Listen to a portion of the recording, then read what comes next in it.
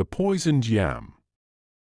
A tale of betrayal, accusation, and redemption. In a modest home in Lagos lived a young woman named Amara, her husband Nneka, and his mother, Adanna. Now, Amara was a hard-working wife, but no matter what she did, she couldn't please her mother-in-law. Adanna's sharp tongue and constant criticism made Amara's life miserable. One fateful day, Amara prepared a pot of yam porridge for dinner. As they sat down to eat, Adanna began her usual complaints. But suddenly, mid-sentence, the old woman started choking. Her face turned red, her eyes rolled back, and she collapsed onto the table. Chaos erupted. Nneka called for an ambulance, and Adanna was rushed to the hospital. The doctors delivered shocking news: Adanna had been poisoned. All eyes turned to Amara, who had prepared the meal. Before she knew it, Amara found herself arrested, accused of attempting to murder her mother-in-law. She protested her innocence, but who would believe her? Even Nneka, her own husband, looked at her with doubt in his eyes. Days passed in a cold, lonely cell as Amara's world crumbled around her.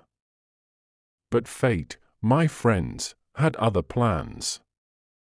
A week into her imprisonment, Amara received an unexpected visitor, a young man named Chidi who worked at the local market. With nervous eyes and a trembling voice, Chidi revealed a startling truth: he had sold toxic herbs to a mysterious woman who had mentioned getting revenge on Adanna. This revelation set off a chain of events that led to Amara's release. But the mystery was far from solved. Who was this woman seeking revenge? And why? The answer lay buried in Adanna's past, a secret she had kept hidden for decades. You see, Adanna had a sister named Nneka. Many years ago, when they were young, both sisters fell in love with the same man, Obi. Consumed by jealousy, Adanna had poisoned her own sister's food, nearly killing her. Nneka survived and vowed revenge before disappearing from Adanna's life. Now, after all these years, Nneka had returned to fulfill her promise, using the same method that had torn them apart. In a twist of fate, her actions had not only failed to harm Adanna but had also nearly destroyed an innocent woman's life. As this truth came to light, the lives of all involved were forever changed.